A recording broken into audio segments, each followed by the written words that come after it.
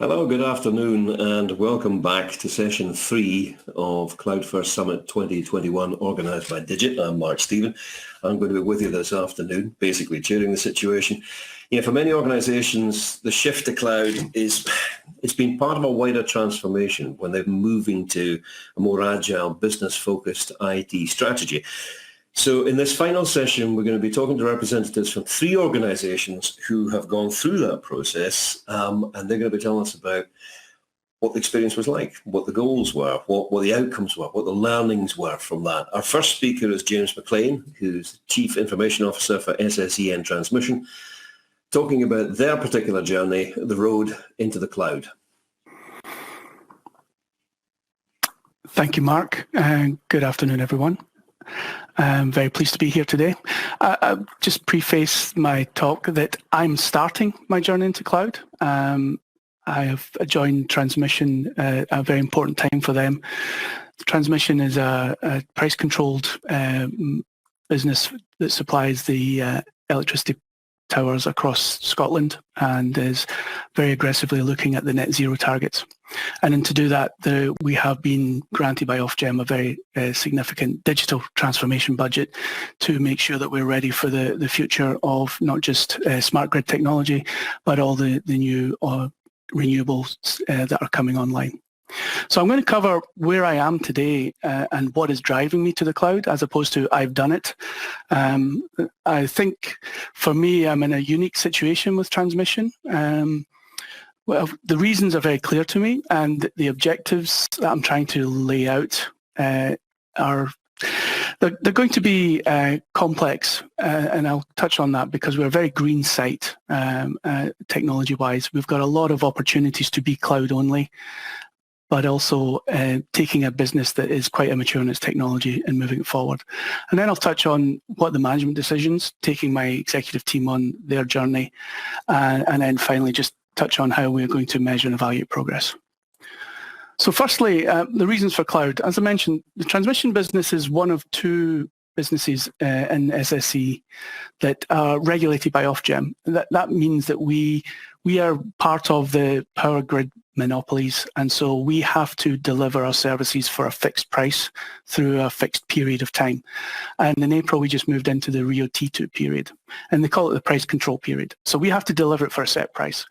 And to do that, we submit plans and to do major projects, and as part of that, we also submitted plans to do a significant digitisation of transmission, which spun off as a separate business unit from SSEN networks, and is now trying to make its own growth story.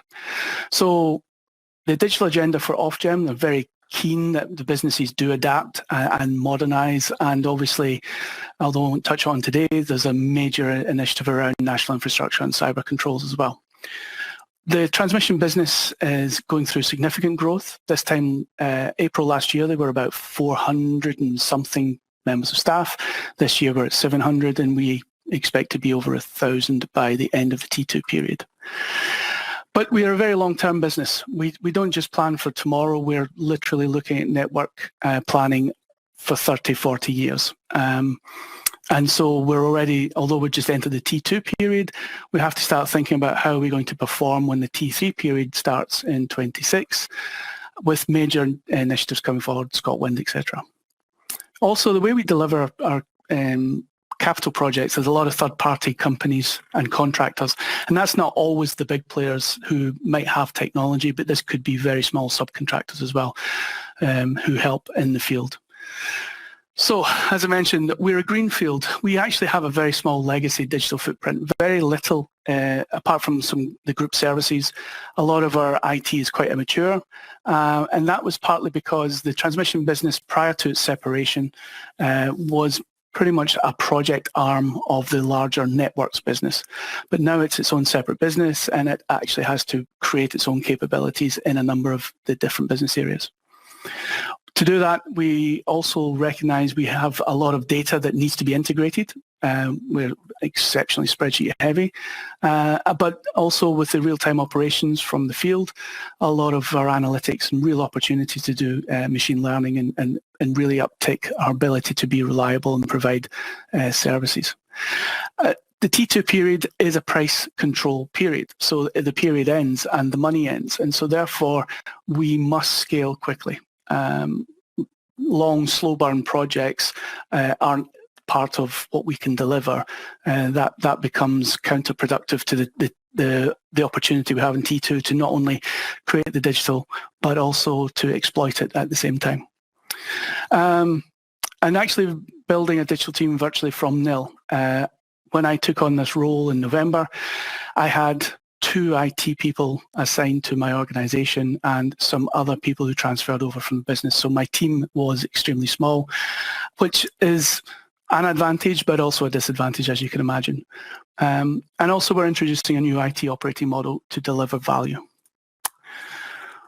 So the key objectives for me in the operating model is we are going to absolutely focus on value and the value-driven outcomes. Our strategy that we submitted to Ofgem had a lot to do with the network on a phone, really looking for that data value, the integration of data, really creating those complex use cases that makes our business perform extremely well.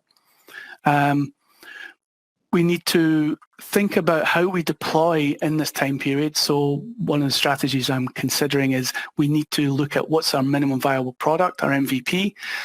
Then once we have an MVP, can we then go from a sort of waterfall of MVP capability into sprints to drive the exploitation? And again, with the advantage of cloud, you can pretty much pick SaaS and move forward. There's a lot to do with people and process, of course, with digital transformation. But for me, it's like, how do we get to the game as quickly as possible? The sequencing of the plan is extremely important. I'll re-emphasize the immaturity of my organization. Some of our products literally don't exist today, and we are building them. And so we have to make sure we sequence them in a reasonable order so that we can begin to exploit the data, but also be aware we can't exploit certain data because the system actually doesn't exist yet. And so building that exploitation strategy, but also delivering value in the short term. So how can we do some things, manage some technical debt, go back and fix later? So there's a real balancing act of build and do at the same time. I call it build and fly the airplane at the same time. But the operating model, the growth, we are growing our services. So from where I am today in terms of our operating costs and the cost of ownership, we are going to only grow our expenditure in our digital footprint. Now that's understood. That's not a shock to the system, to my executive team.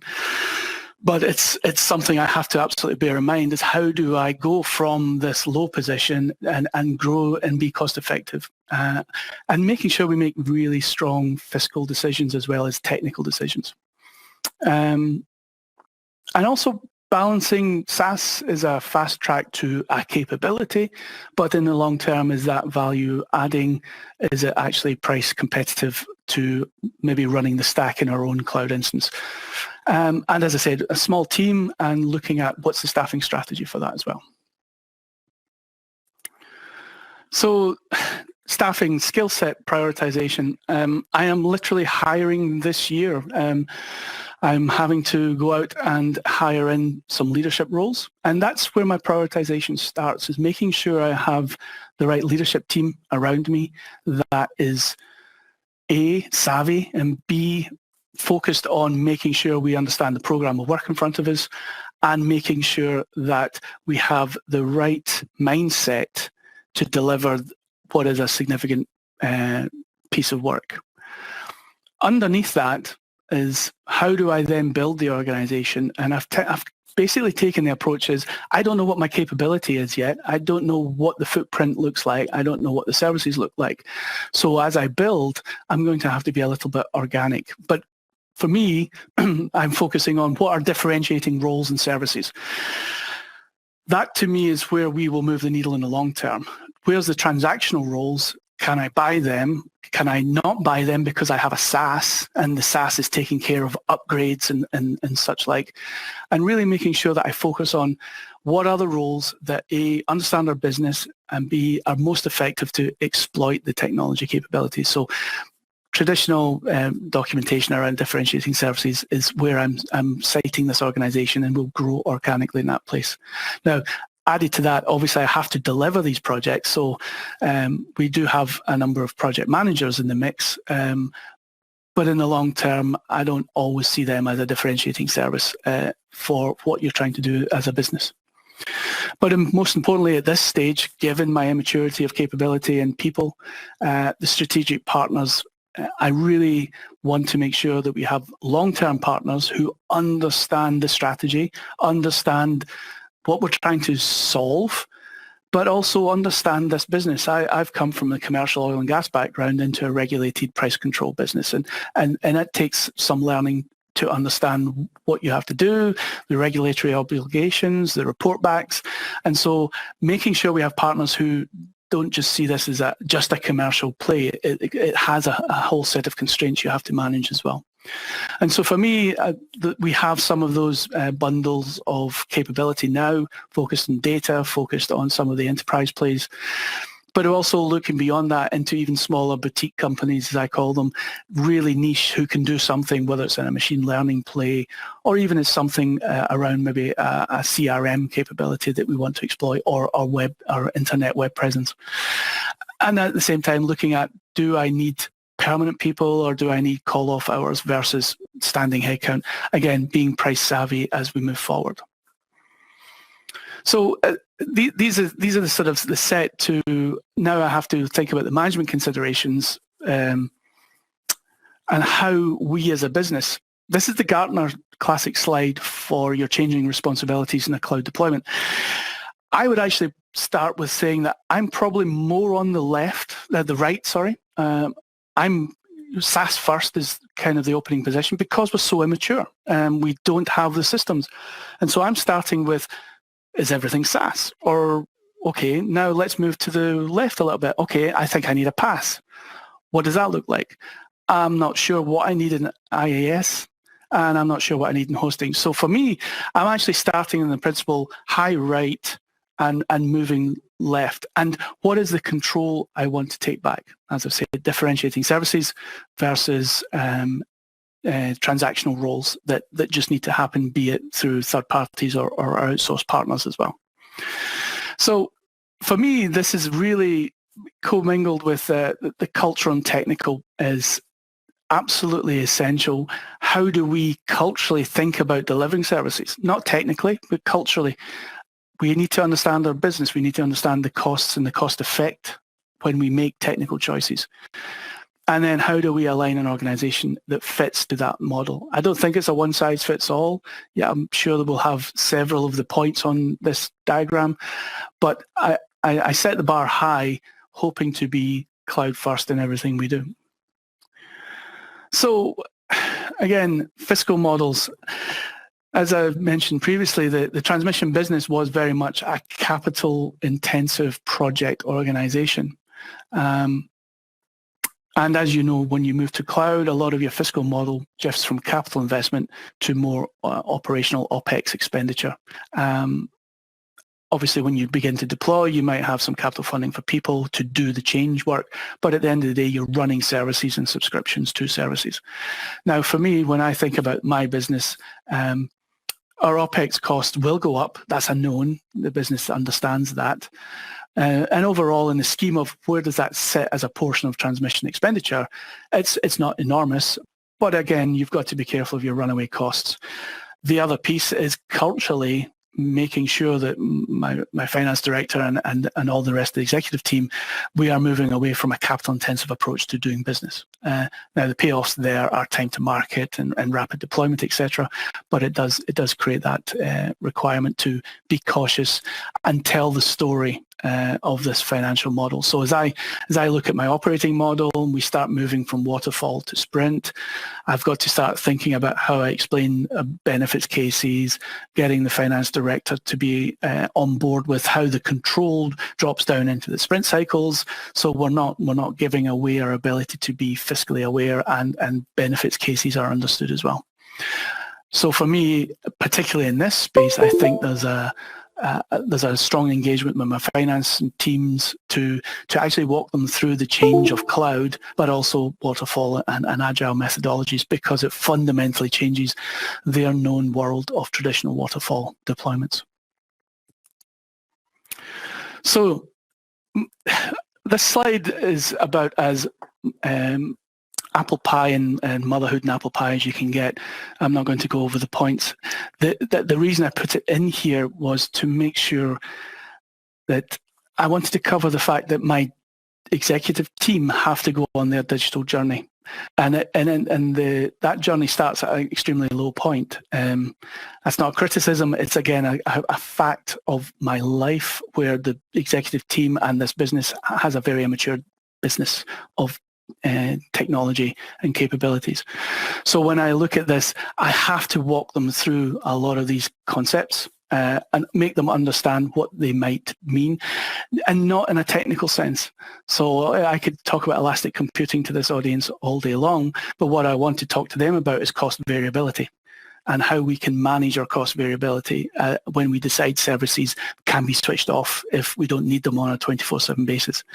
And again, explaining not just faster route to value, which is a very much a specific business case, but it's the rapid deployment and the ability to scale fast is where they, as a growing business, would like to understand, well, okay, we can scale fast. What does that mean? Well, that means we can do X and Y with our business, and we can change the way we do certain things, or we can get more transparency into some aspects of our business.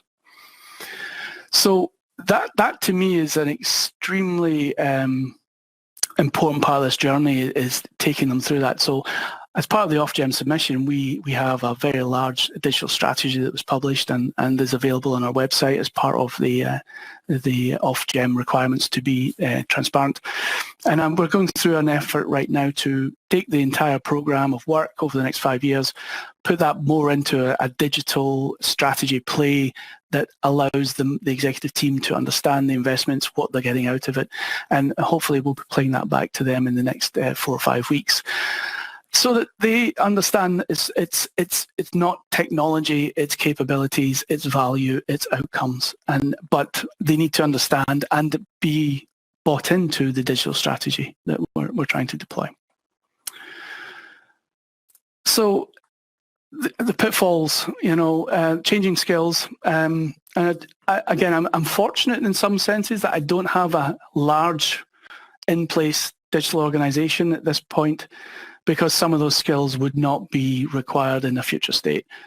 But also I'm disadvantaged in that I don't have the cloud skills at this stage, and I don't know what cloud skills I need to have to make sure that I'm fully successful. Yes, I can talk about business analysis and security and all those key things, but what about price control? What about actually making sure we're making strong architectural choices around where we store data? Do you store it in the actual SaaS, or do you store it on your own cheaper cloud so that you're actually being more price performant? Elastic computing, again, that to me is an area that probably has some element of play in the transmission business. I'm not sure how big yet. I think it'll be in the M&Ls, the machine learning and analytics phases, but we may actually have some core systems that are not required on a 24/7 basis. So again, I'm really looking at how does that optimize as well. And as a reduced capex is a good point to make here. That, again, as I've mentioned previously, taking an executive team who are used to capital and then talking about operating expenditure as the only way to deploy a capability, because the system is in place and now all we're doing is configuring it or adapting it, that doesn't fall under traditional capital rules. So how do you then move towards more OPEX funded projects as well? And that's something I'm not only working internally, but with the regulator, who is used to the traditional waterfall methods as well. There's probably more dialogue with them through the funding cycles, and then moving into T3 is, well, how does this funding cycle work when you move towards T3 when we're doing more agile? Because it's okay for a scrum to fail. That the purpose of scrums is to be successful or to fail fast and redirect. And so some of the way that we're required to report our performance and our project outputs, we need to make sure that the regulator is moving along with us as well, because that is a significant change in our entire digital industry. So just the last two slides here, but the service preference for me, it is SaaS first and then platform. I'm not sure, as I said, the infrastructure as a service where we run our own stack in our own cloud, always on. I'm not sure where we're going to be with that. I think we will have some third-party hosting. We absolutely, apart from leverage services from group, I have no intentions at this point to have any data center or on-prem capabilities. That's the sort of lighthouse project that I'm making this for the business.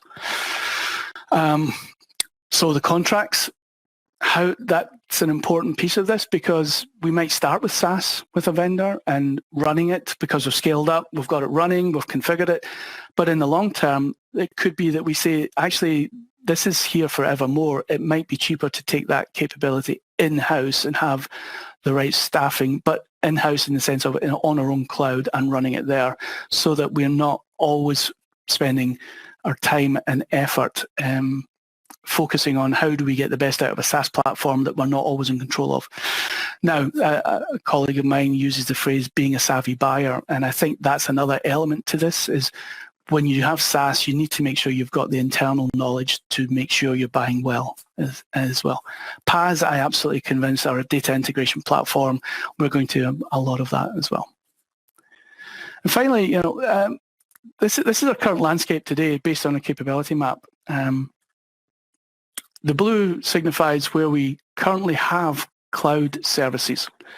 And the sort of lighter blue is these are the planned projects and deployments that we still have to do. The grey is our supplied group level capabilities from corporate services. So, as I look at measuring progress, there's no one slide I could give you because the progress is around, are we billing correctly? Have we got the right skills in the organisation? Are we a smart buyer of services? Do we understand where the runaway costs might be? So for me, I'm starting with the simple ambition that we are going to build a cloud-first capability. This is the first measure. Here's the systems. Here's the major projects we need to implement over the next few years. But underpinning that, as I've covered in previous slides, there's a lot of complexity around the contracts, the organisational model, the support model, in-house, out-house, etc. So for me, I'm at the start of this journey, and it'll be interesting if I was invited back in years to come to maybe tell where we've moved on this journey. So that's it from me. I shall hand back to Mark, I think. Thank you very much. Thank you very much, James. That was kind of you. Thank you. Just a quick reminder, if you've got any question you'd like to put to James, you can use the question box at the bottom of your screen. Just type it in there and I'll relay it to him when we get to the end of these three speakers. Our second speaker this afternoon is Christopher Wroath, who's Director of Digital NHS NES.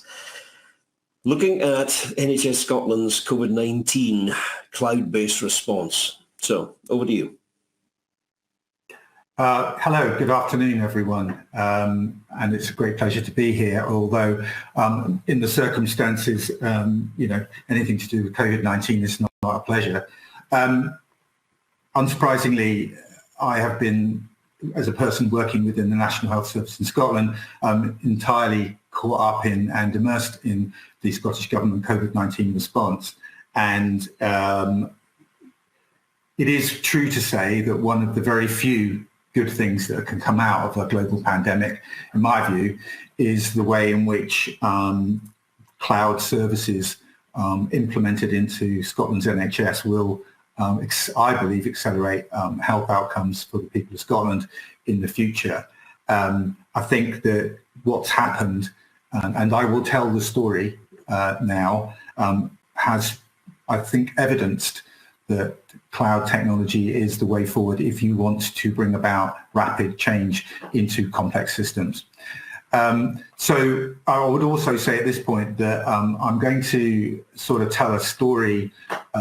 It's got NES, quite a lot of it, but I want to emphasize, really genuinely emphasize that this is a story about thousands of people working together to deliver the outcome, which is an extraordinary success, that is the National Scottish Vaccination Programme for C19, I will talk about cloud. I will talk about Nez's part in that. I'll talk about my part in that. But I just want to say we are just part of the team, and I don't want to take anything away from the enormous contributions been made by thousands of people across the system. I just want to give them the credit where it's due.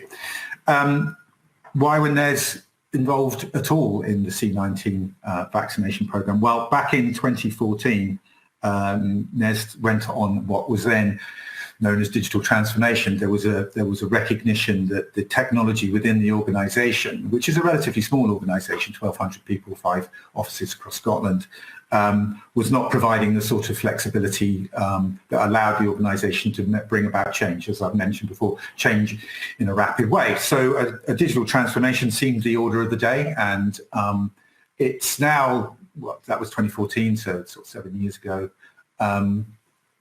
Strikes me very forcibly that actually digital transformation in the context of public sector organisations is actually a cloud transition programme if you come at it from the technology angle.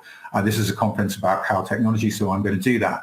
And in that context, it's very much a case of how do you take your traditional information technology architecture and move it from something that supports process and processes that we sort of subject people to, which has been very successful, by the way. I don't want to suggest in any way that IT isn't good, because actually it's amazing and it always has been. There's tons of it still around, and it does what it's designed to do in a really, really effective way. But if you want to move to more dynamic approaches, if you want to move to service change, then you need to start thinking about services and not products, and that's when you start moving into digital, and digital by definition ends up in the cloud space, because it's the only way that you can move quickly, because you start focusing your energies on not on the technology itself per se, but actually on the change management that needs to go with the program that's going to instigate the change.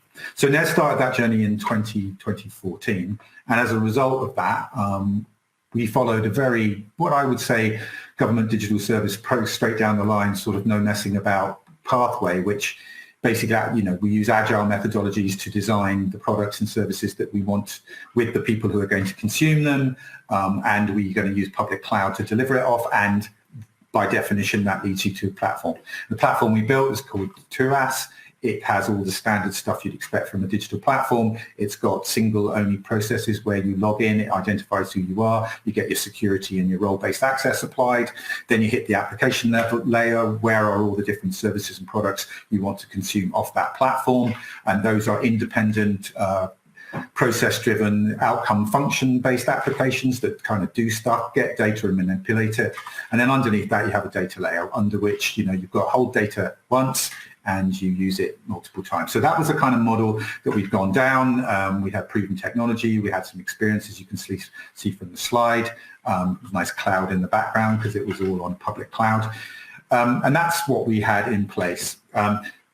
COVID-19 comes along, and Scottish Government obviously get into the space of needing to do a response to that. I won't go into all of the stuff the details that led up to that in the context of the vaccination program, but the vaccination program was the coming together point at which the whole enterprise of NHS Scotland and Scottish Government really forged together and started to see what cloud was needed for. And what I mean by that is you had two very different forces at work on the National Health Service.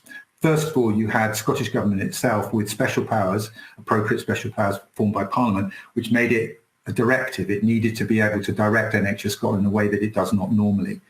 And that was important because that meant decisions could be made quickly. That meant that there wasn't a lot of messing around on who's doing what. Cabinet Secretary was, in collaboration with First Minister, was making very clear directives and decisions about what the programme needed to deliver in very fast turnarounds. That was a pretty exciting space to be in, but it meant that there was a clarity about decision, just do it sort of stuff, which is really important.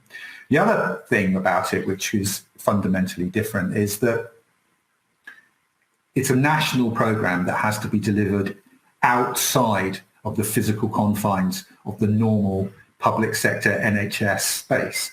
What I mean by that is if you're going to have a successful mass vaccination program, and I want to emphasize the word mass vaccination program, at pace, you had to be able to deliver those vaccinations in many different places. I mean, just the the geography of Scotland alone is challenging when you've got to, the same programme has to deliver in Shetland as well as the East End of Glasgow. You've got to be able to do it in village halls. You've got to do it in the back of an ambulance. You've got to do it in GP surgeries.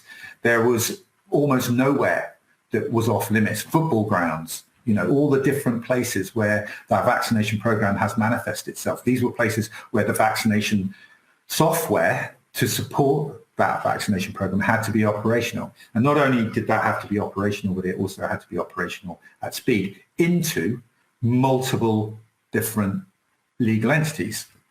You've got 14 different health boards, which are demarcated by their geography. You've got GPs who act as independent contractors from the NHS, and you're all familiar with the GP practices. You've got ambulances.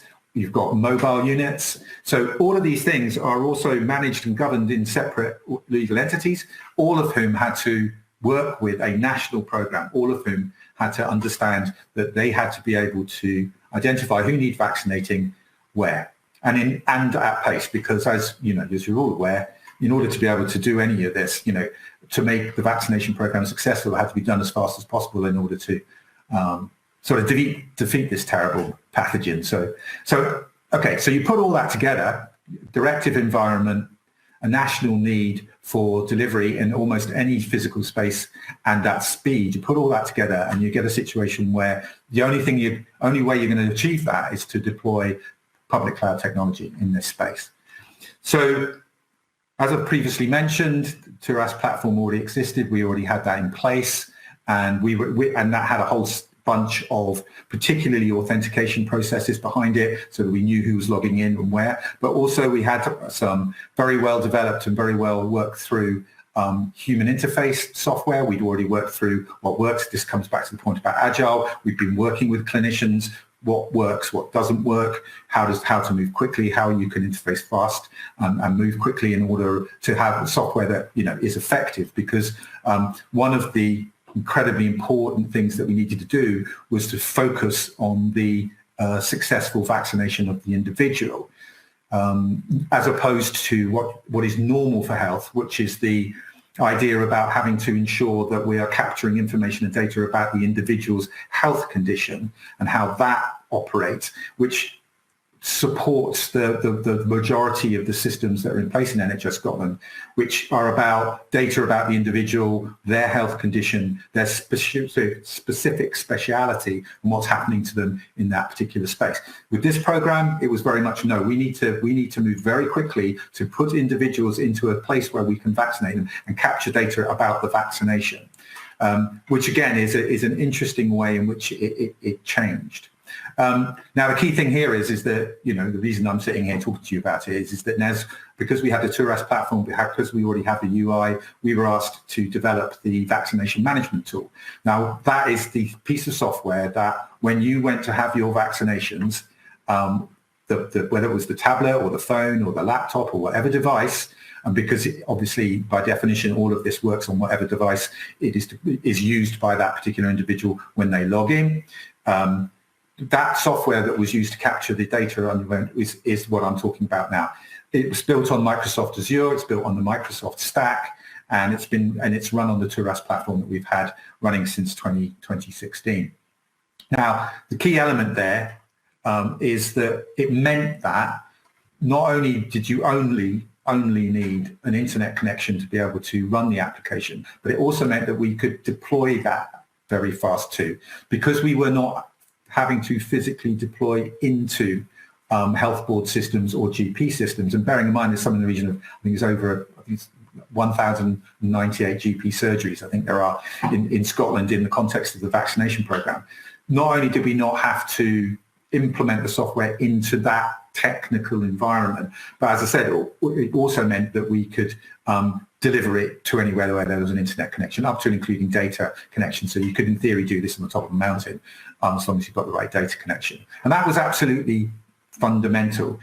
There's no way that this national program, bearing in mind, it's also worth pointing out that there was no national vaccination software at all. There was some scheduling software around flu and a few other types of things, but there was no single national Scottish system, software or data set that held any information at national level on the vaccinations given to into the Scottish citizens. So we were starting with nothing. I mean, that's there was zilch. So that was quite significant as well. So in order to be able to start from nothing and get to something deliverable anywhere on any device with only connectivity from the internet, cloud was the only way you were going to do it.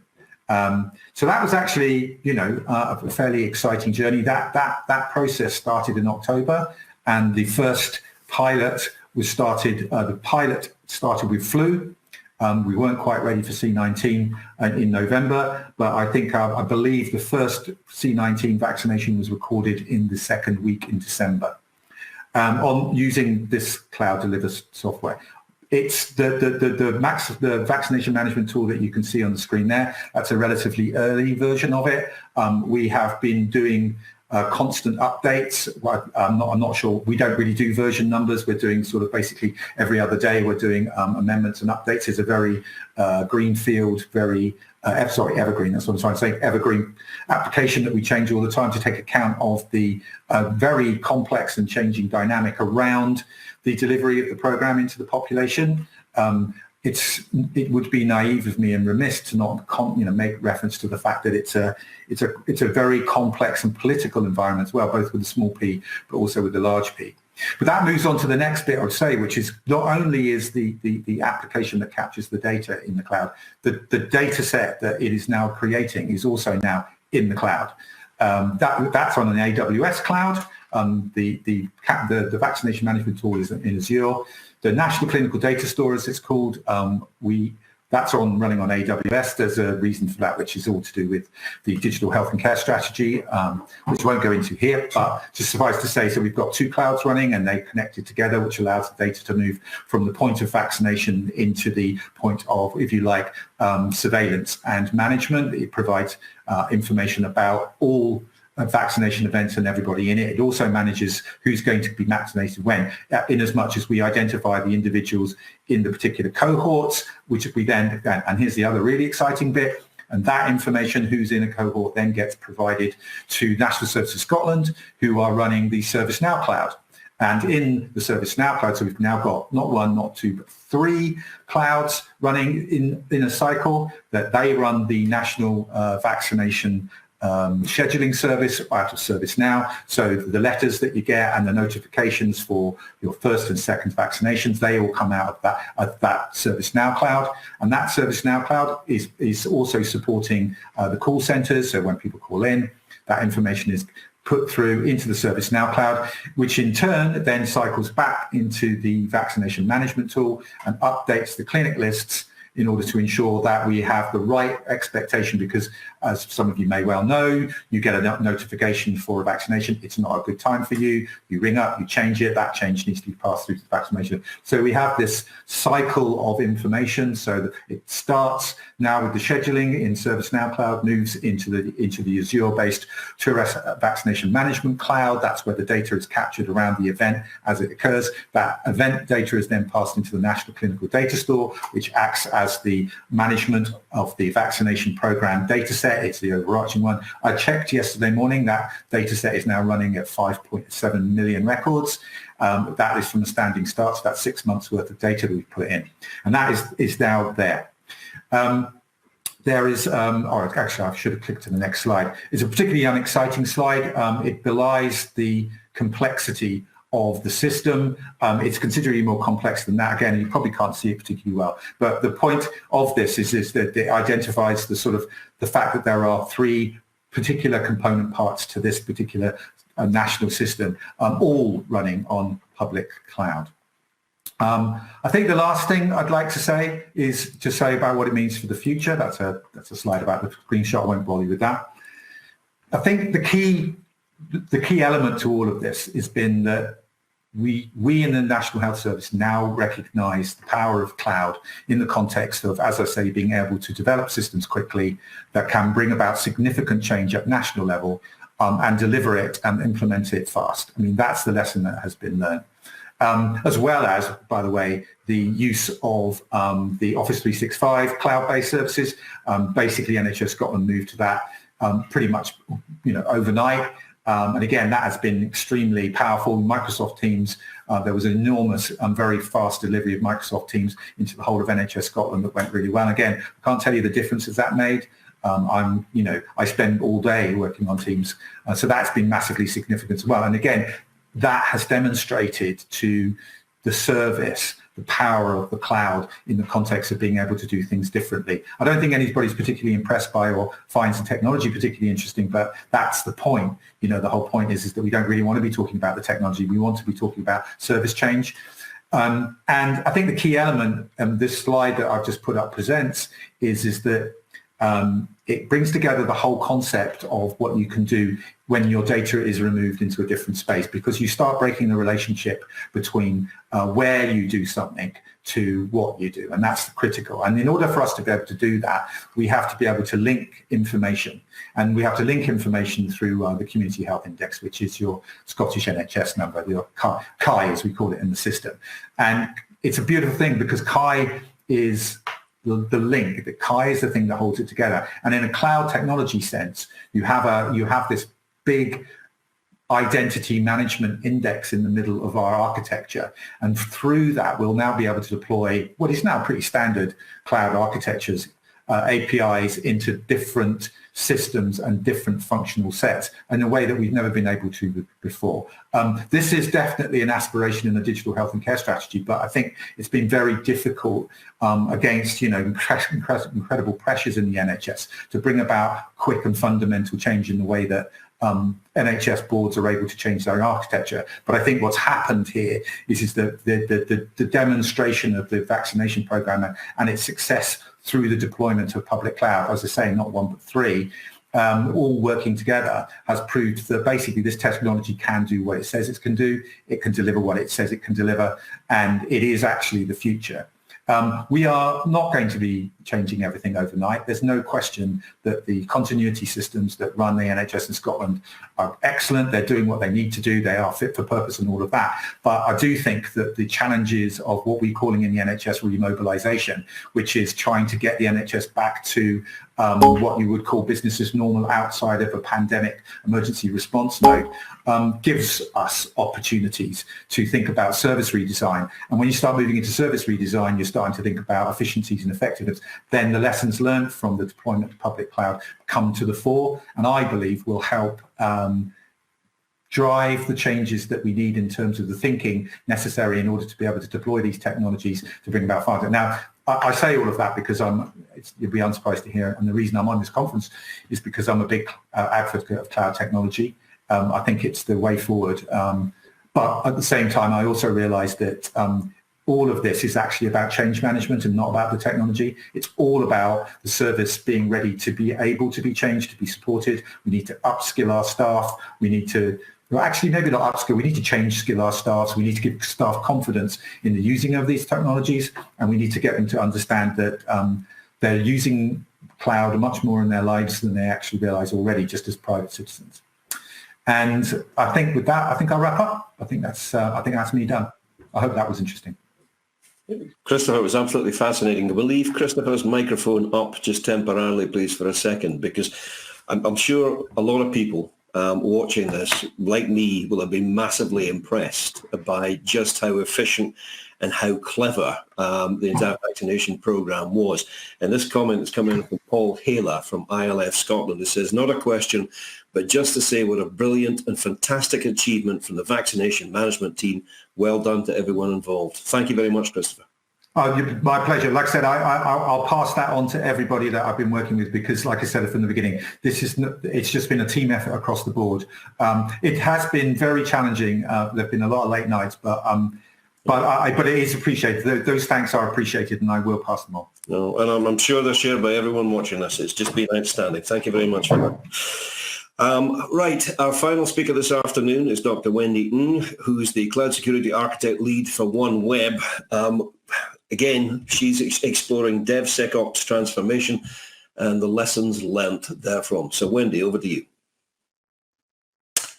Thank you there. Hi, thank you. Thank you for the introduction. So hi, it's a bit of strange. I'm going to be wearing a bit of dual hat. Although I'm currently at OneWeb, I'm actually going to share experience that I've gained from my previous organization, which is Experience. So it's a transformation program that I was involved in.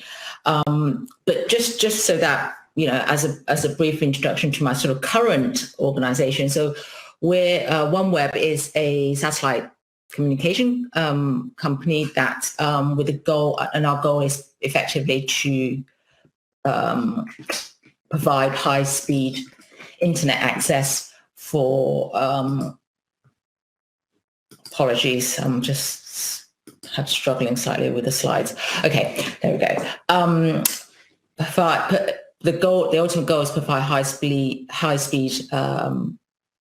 low-latency broadband internet connectivity to everybody, everywhere, irrespective of where you are. We do this through the use of low Earth orbit satellites, so LEOs, which we launch. But as I say, this the actual presentation is about a DevSecOps transformation engagement that I was involved in my last organization, which was Experian. So effectively, in that particular role, I was I effectively defined the strategy and was a subject matter expert for the transformation. And as an organization, Experian, you probably know it as a credit ratings agency. There's also other aspects of the organization, but effectively, products as an organization, most of the products and services are delivered digitally through applications. And because the organization operated through a federated business model, and it grew either organically or through mergers and acquisitions. There's a whole array of different tool sets. Initially, it was good because different business units and different parts of the organization were able to make their own decision in terms of technology. They had some control in terms of what type of processes that implement. So it kind of allowed them to sort of move quite quickly. However, once you get to a certain size, it becomes having that number of tools, it becomes an hindrance. It becomes inefficient because you have potentially multiple tools that's doing the same function. So you're not leveraging the organization's size in terms of getting better value from your contracts. The fact that everybody's using potentially different tools is also an issue with regard to visibility. So from management point of view, what is it that we have? What are our folks doing? In terms of the it also acts as a bit of it also stifles collaboration as well, because if they're using different tools, they're using different technology stack, it's more difficult for them to collaborate, for them to share collateral, for them to collaborate. And you sort of, it emphasizes a more kind of a tribal mentality, which as humans, we sort of, it sort of exists anyway. So because of that, so there was a decision by the board to sort of take a review of the current systems, current processes, and for application development, which is the bulk of the business, and how to effectively streamline it.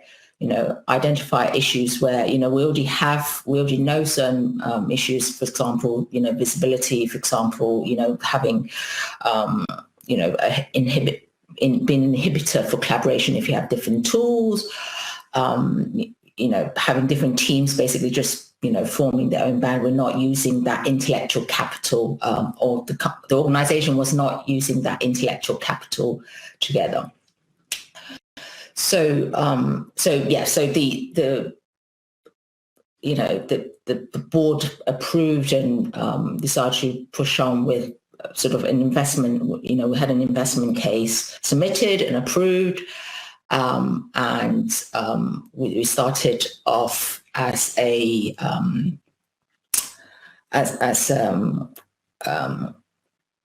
transformation engagement, kicking it off officially. So as part of this presentation, I will talk about a few things. Firstly, I will talk about the sort of traditional, I guess, application development process. And I'm somebody that came from effectively a security background. So these traditional application development process and the application security that was typically wrapped around it. As part of the transformation, we conducted. I'm going to share some of the processes involved in a business and operation review for the organization. I will talk about sort of the DevSecOps actually integrating security from as early on in the development process, from design to to eventual operational upkeep, maintenance, and how we sort of review the current process, what's happening in the organization, and integrated security, as well as providing advising on efficiencies and streamlining and any points of automation that we implemented. And finally, I will share some of the lessons learned, having gone through that process, gone through that review for a global organization, about sort of 5-6 billion income. What are some of the challenges that we face? What are some of the pain points? So just before we go on, let's talk about sort of the now DevOps actually probably have it's been around for a decade, right? So the concept of DevOps been around for a while. However, the application security, the actual assurance and itself traditionally has been just effectively sort of you wrap it around DevOps. So even if you look at some of the tooling that was the earlier tooling, if essentially you're bolting it on at the end, you're not iterating, you're not really acting on the principles of DevOps, which is do small changes frequently. It was still very much bolted on. Now, given the sort of the attack surface and given the number of vulnerabilities that's known in the public arena, having that process, it makes it much more difficult for developers to be thorough with the process. So if you imagine, if you have from the start, if you're on your software, application development pipeline, you see 20, 30 vulnerabilities. It's more likely that you can actually address those than, wait until the end where you have, 500. That, by the way, that's just a sort of number I sort of picked up. So for the developers, it's more difficult to be thorough. It's almost certainly likely to increase your development time, because you're not, you've done your application, you actually developed, actually wrote your software, and then, or more likely sort of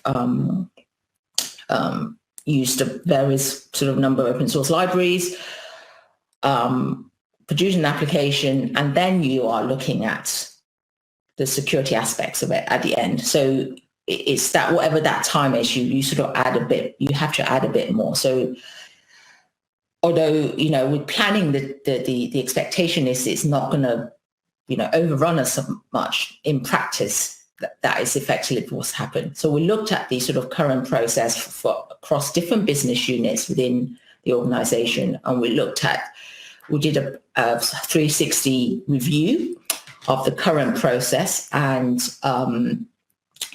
effectively looked at how we can improve it and how we can actually, stick to the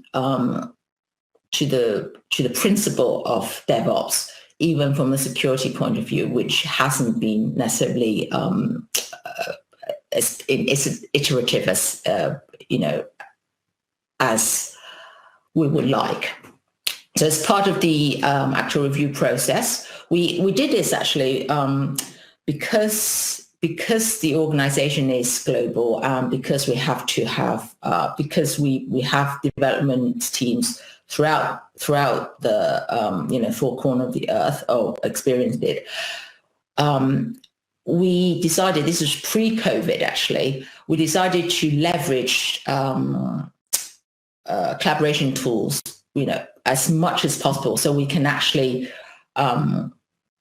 effectively have those conversations much more efficiently than if we have to fly over and sort of meet people face to face. So one of the things that we started off with was looking at the tooling estate. So we looked at what tools that we currently have. We gathered feedback from the teams, what works, what doesn't work. Even if we are not, we wanted to be as conservative with the process as possible. So what I mean by that is we want to, where possible, unless there is, feedback which suggests that it's not fit for purpose, we want to maintain as much of the existing tool sets and existing technology state as possible. And the reason for this is, if you introduce a new tool set, your team may not know how to use it. So you have to provide extra training. With the speed at which technology moves at currently, there's going to be, it's going to be a continuous process, but it's going to be a lot more efficient and a lot easier if you are able to maintain what they're familiar with. So if we're going to have to look at, integrate changing processes, or if we're reviewing processes, we are reviewing the current, what the predominant process currently is. Look at where we can integrate security, where we can integrate automation, where if there's sort of with their bottlenecks, where we can integrate streamlining. The other thing about sort of, trying to be as conservative as possible with current technology state is the contractual aspect of it. Typically, especially for these sort of core tools, there are multi-year contracts. It's not something that, there might be break clauses, but there might be sort of penalties as well.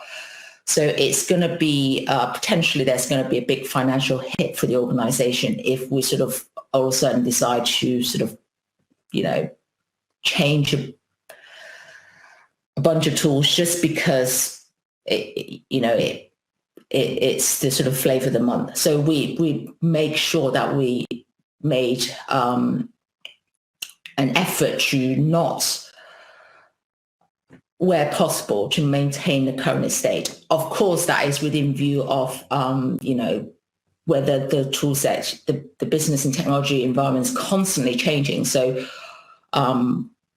where we can, we sort of kept processes and technology that the teams are familiar with so that they can use it. But we also, as part of the program, we use the opportunity to review whether our current tools or processes are still aligned with the direction of the organization. And finally, actually, as part of the process, one thing that came out very clearly throughout this throughout the review is culture. Culture is probably the most important, culture and mindset change is probably the most important secret sauce, as it were. for the change. So you need to make sure that you have conversations so that the teams are on board. It is a slightly change, a sort of slight shift in mindset in that you are responsible for effectively the entirety of your product from start to finish, and there's nothing, there's no throwing things over the fence. You are accountable, you're responsible for it, including security. There might be operating model changes because, historically, you might be, if you're a developer, you might be handling your application to the operations team and then sort of allow them to sort of run it. With public, and this is the advantage of public cloud, you actually have the ability of seeing and controlling everything from start to finish. And I mean from start to finish, I mean from the design to the end of life, to when your product becomes end of life. So you have that capability of making sure of being involved throughout the whole thing. But the core principle of that is shared responsibility and accountability, and it's you are a team player effectively. Your success is basically aligned to that of your team. So effectively, we try to, as part of that process, we just try to sort of stick to the principle and the letter of the DevOps process with security through the use of tools, reviewing what sort of new capabilities. There are obviously lots of changes in the tooling in the tooling that's available to the teams, and effectively trying to look at the existing process and trying to integrate that as much as possible. So this is just a sort of more actually DevSecOps as opposed to DevOps with application security wrapped around. So some of the lessons learned from as part of this transformation engagement, sort of for built-in security, and actually for anything that's sort of agile, it really is a matter of shared responsibility. You want everybody in the team to be accountable and to be to have effectively skin in the game in terms of the product from start to end. Now, we did explore as part of the process sort of on-prem systems, but what we found is actually there are a number of public cloud offerings already for DevOps, of DevSecOps, and they have the advantage of, there's a bigger user base. So, if there's any challenges, you can actually, there's a bigger community of individuals which you can effectively speak to. And because there's a bigger community of users, there's actually quite a lot of investment in place, and, feedback in terms of usability and so on do get fed through, and there is a faster iteration and improvement in the tooling.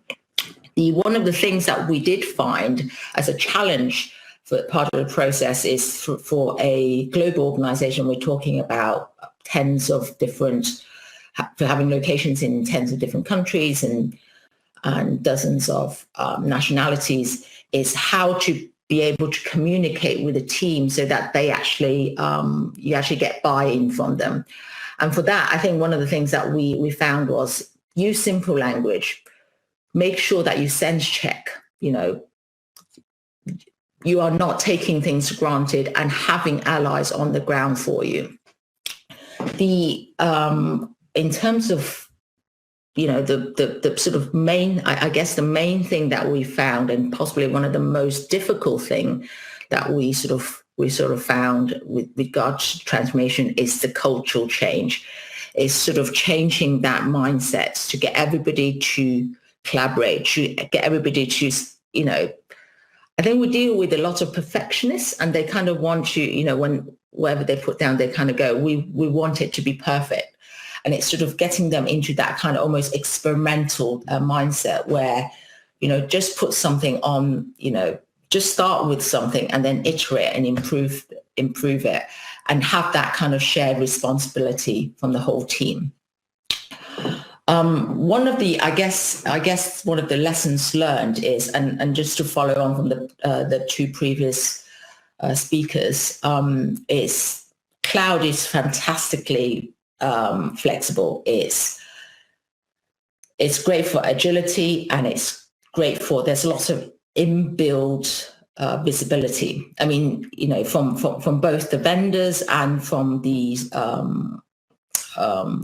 user's point of view, from the user point of view, you want to know what assets are being used, how they're being used. So there is already a lot more sort of inbuilt visibility. So to address one of these sort of earlier points from the management, how do we have increased visibility of what's actually going on in the environment? I think one of the things that we got from the cloud is, in terms of flexibility, if you want to be in an environment where you're actually innovating and you are experimenting effectively, there's nothing better than cloud.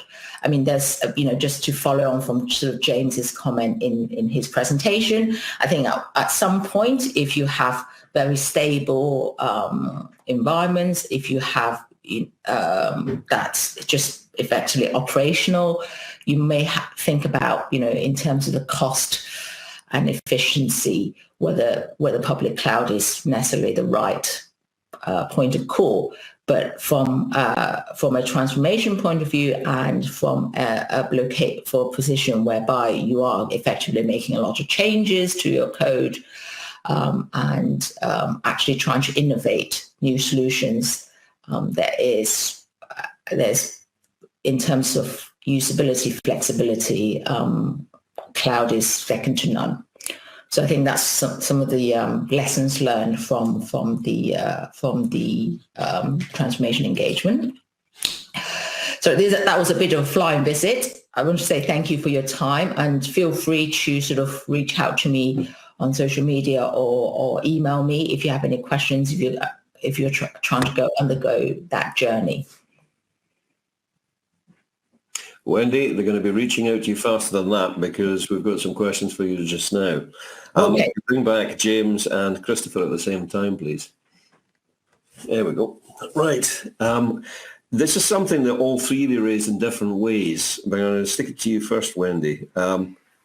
It kind of took me by surprise. You're talking about the problem with introducing new tools is that the teams may not be able to use those new tools. I mean, how much of a sort of handicap is that? So I think one of the things is, if you're introducing new tools, one of the things is, would they be able to use it? It's not just even want, do they have the skills to know how to use it properly? So I think getting buy-in from the team certainly helps, actually having those conversations. And we did spend, as a transformation team, we did spend a lot of time having conversations with the products team and development team on the ground to get their buy-in. And we did actually have, friends and allies within those teams who can help us relay the message. But I think there is it's natural and it's understandable that they sort of, if they're used to something, then they don't particularly necessarily want to change. And actually for the organization, it may not make sense for it to change because of the upfront cost. So I guess I probably haven't answered your question. No, you're fine. No, don't worry about that. I mean, James, what's your take on that too? Because this must be applicable across all organizations. Does it actually, to a certain extent, inhibit innovation because you're thinking, well, actually, there's a big chunk of people who are not going to like this? I think the challenge I've seen over the years, again in previous roles, is when you're trying to introduce this cloud change, people are starting from, they only know what they know. And a lot of these people are on-premise using classic data-centric models. They know how to build a server. They know how to build a VMware. But when you start moving to the cloud and you're looking at it's almost like an administrator's console, and you can click this and you can click that, and suddenly you're maybe doing DevOps to a microservice. And how do you take someone who's never experienced that and then say, help me architect that solution? And I think we still have to recognize those people can't get themselves there unless they spend all of their home life geeking out themselves. I think you need to have a very structured set of programs.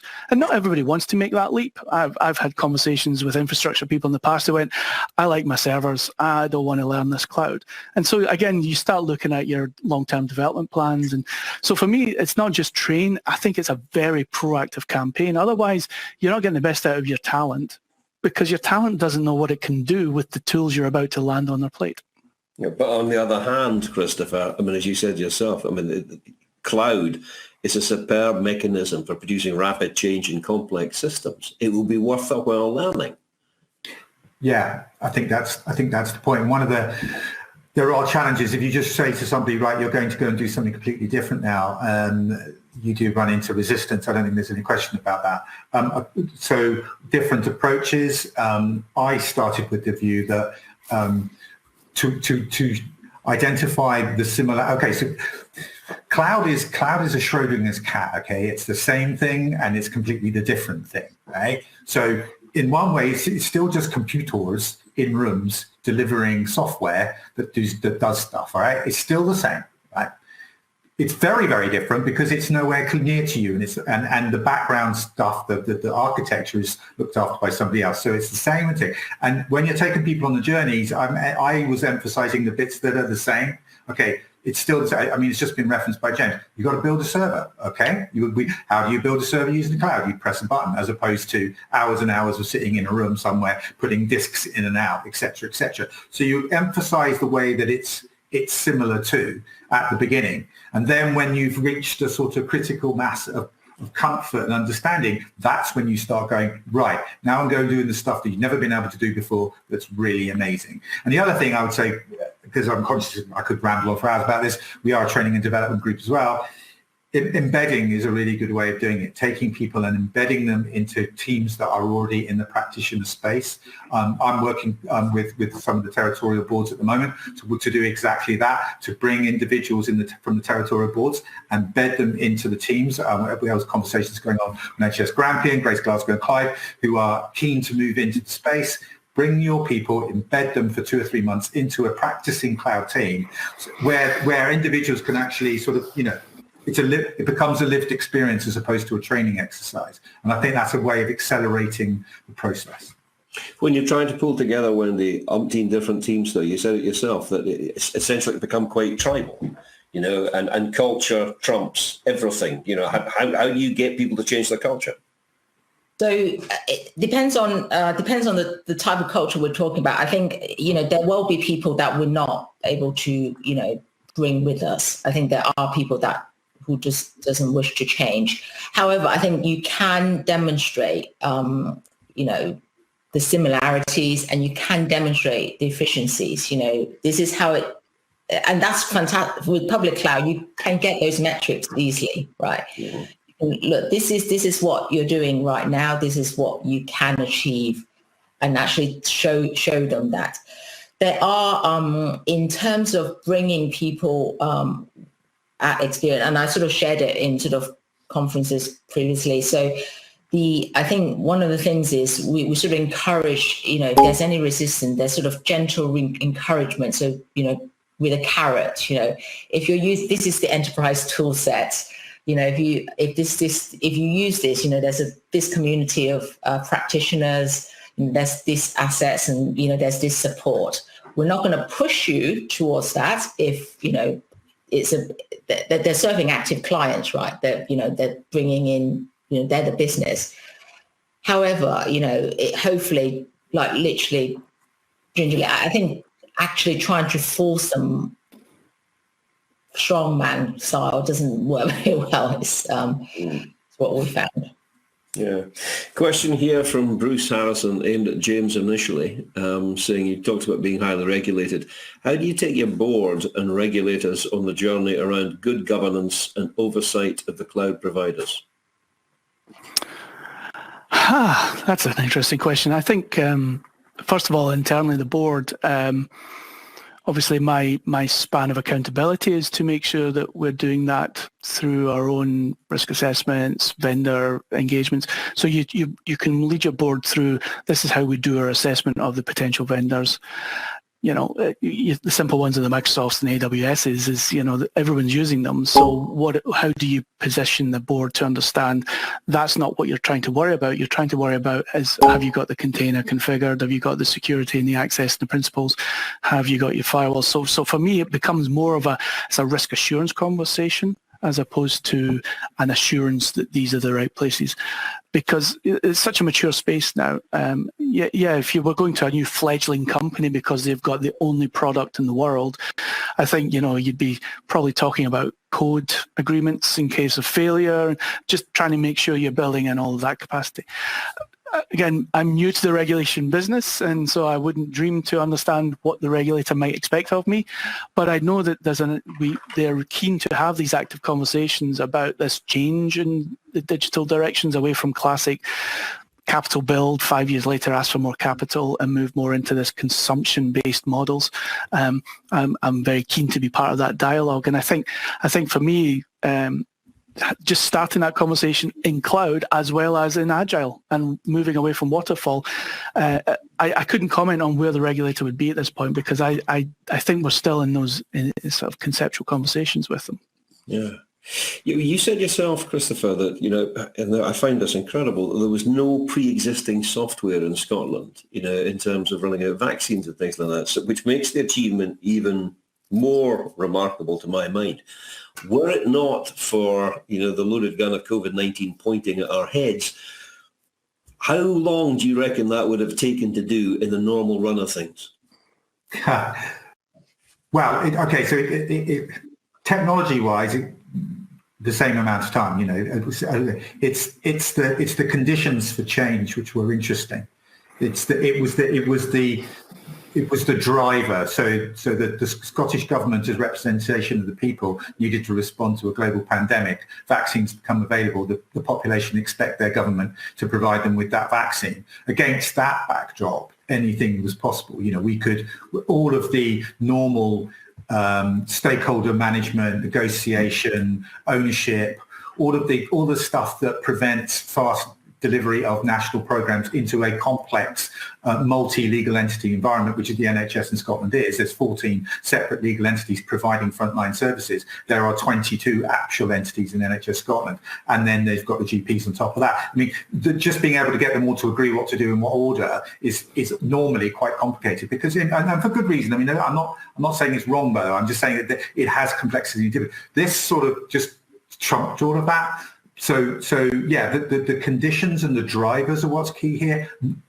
The technology is the bit that, you know, in the context, this is a technology conversation about cloud. The tech that was there, always has been, and, you know, for the last decade or so, available to deliver on this. It was a perfect environment to be able to say, right, therefore we're going to go to this one set of technology that can actually do what we need. So it was the environment and the drivers as opposed to the technology.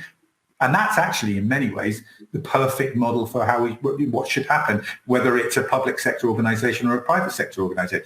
You have to have the right conditions for change, which are about business and service. It's about changing the outcome or the enterprise, whatever it is engaged in.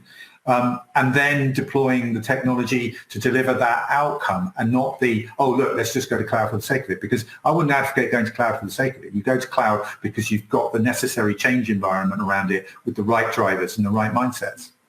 Wendy, you're nodding to a lot of that.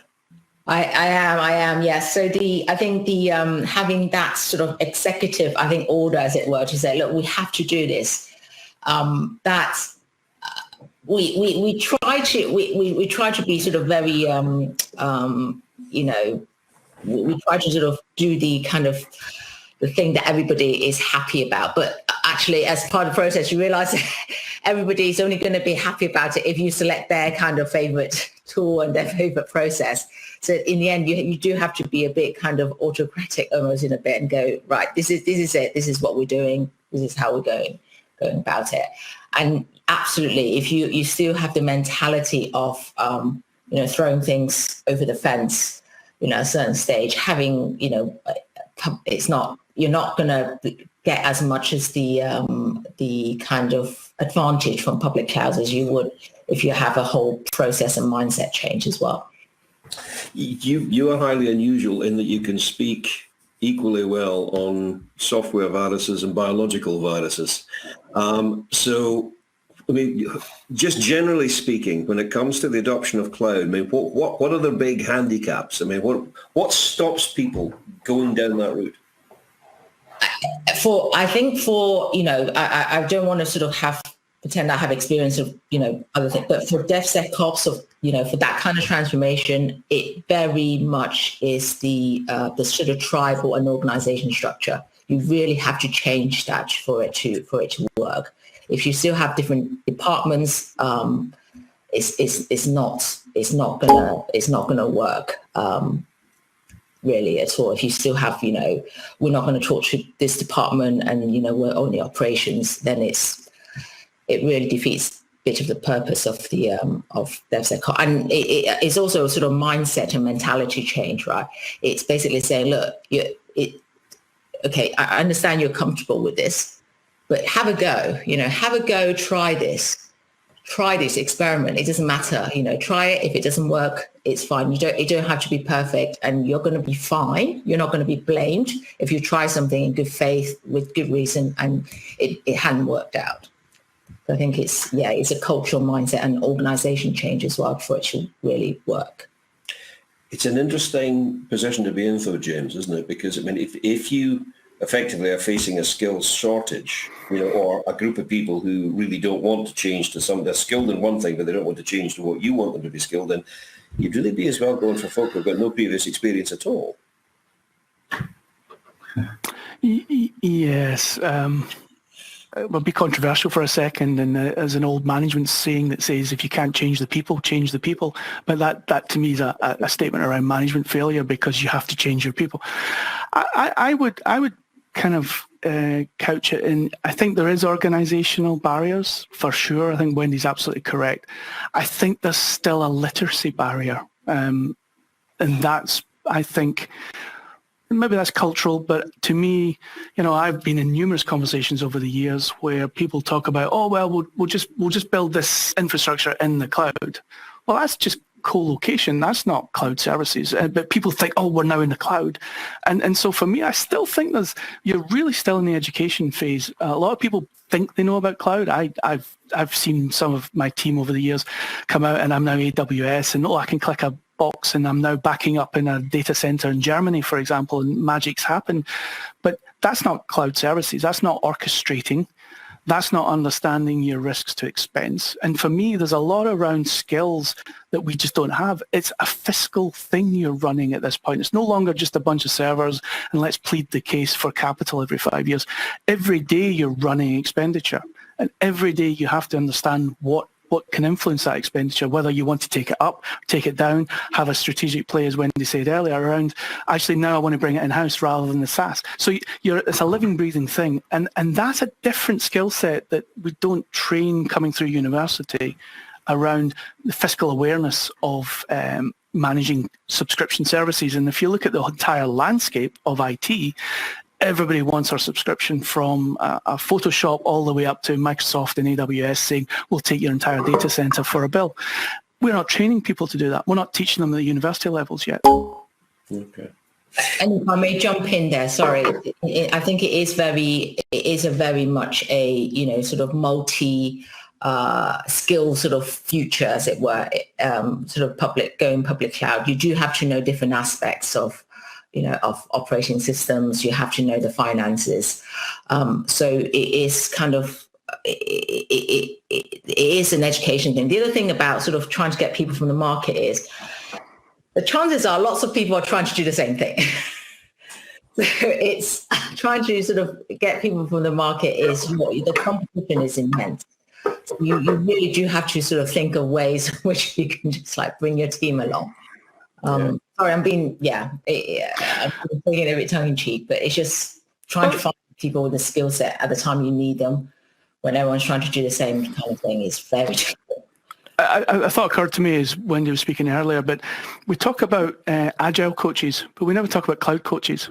And I think there's a gap in our understanding of what does it take to go from here to there, be it agile, be it cloud. And I think that, I've thought about bringing in consultancy firms to help do some cloud.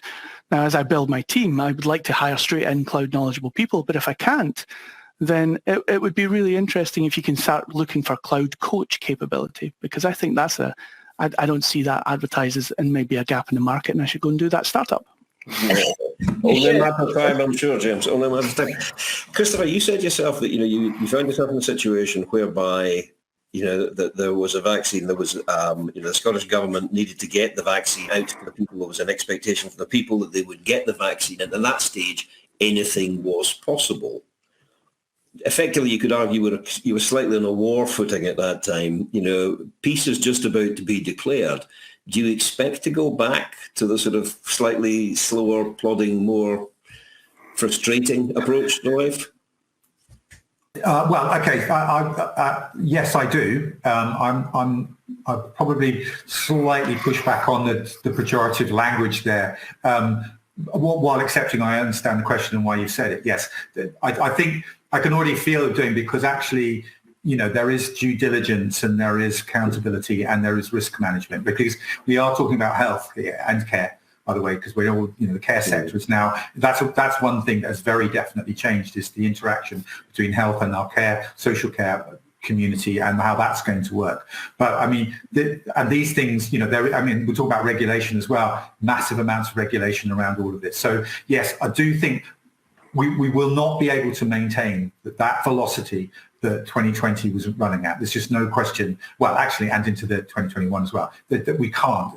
Apart from the fact that, I'm exhausted. I'm exhausted. I am worn out. I have been at 107% since March 2020. And most of my teams and my colleagues across the NHS and in the care sector, we're all very tired and exhausted. I was this was an interesting thing, because a submission was given to Scottish Government that I was part of the authoring. And one of the comments from the Scottish Government colleague was, I was surprised how it lacked ambition. And I was forced to say, it doesn't lack ambition. It's just that we don't want to take any more than we need to right now, because we're quite tired. And I think and this comes back to remobilisation and recovery. The system needs to recover a bit. So I do think we will flex back into the ways that we've been doing things for quite a long time. However, on a really optimistic note, I think that the move away from that to faster, more agile with a small a and a capital A and cloud technologies will have been accelerated. I think that the distance between where we were and that end point is now much shorter, I think, and that's a really good thing. But I do think we need to take a step and a breathing. And as I said, to go back, the health boards have got complex systems that are really, they require a lot of skill and expertise to deliver on. They do what they need to do. We need to maintain the services, because healthcare in Scotland must be maintained. So rapid change is not going to happen that way, because again, as I say, as you've hit upon, there was no vaccination service, so that was greenfield. But so I'm really positive, though. I'm really up for it. I think the lessons will be learned, and I think the gap between now and the future will be closed. I'm seeing an appetite for it, and I'm seeing an understanding around it, which was not there before, I don't think. So it's a good thing, but I don't think it's going to happen overnight, nor should it. No, listen, I apologise. I didn't mean to be pejorative. No. I was mischievous, but and certainly it wasn't aimed at you and your team either. But no, I didn't take it that way. It's just that you are right. I mean, if you want to, Anyway, look, yeah, we're not going to. We have to get back to an equilibrium, but I do think that we have learned change, and we will deploy it. And I think cloud will be in NHS health and care much faster now. Yeah, which is a good thing. Christopher, James, and Wendy, thank you all very much for your contributions this afternoon. Thank you. Thank you for having me. Oh, no, it's been a great pleasure. Thank you very much. And I'd just like to say thank you to all our speakers today, and of course the sponsors, without whom these events would not be possible. I'll remind you that the exhibition zone will remain open till about 4:30 this afternoon. That's the final chance to enter some of those competitions and win some excellent prizes. If you get a chance, please fill out the conference survey and give us your feedback for a chance to win 1 or 2 £50 Amazon vouchers. Just open your briefcase now to find the survey. It's not terribly onerous, but it does help us enormously when it comes to structuring future conferences where I look into improve. Upcoming events. I should really have either a drum roll here or Handel's Messiah. Digit's next live conference, and I use the word live advisory, is FinTech 2021. It's our 8th financial technology conference. It's going to take place on Thursday, the 16th of September, and God willing, it will take place at Dynamic Earth in Edinburgh. Real people, real volatiles. This is what we're aiming for at the moment. It's going to be free to attend. Obviously, criteria apply, but you can secure your place by visiting the Digit booth in the exhibition hall or via the Digit website. Hopefully, we will see you there. We're very much looking forward to getting back to a real conference. Thank you so much for your time today. I hope you found it useful. For myself, Mark Stephen, thanks for your attention.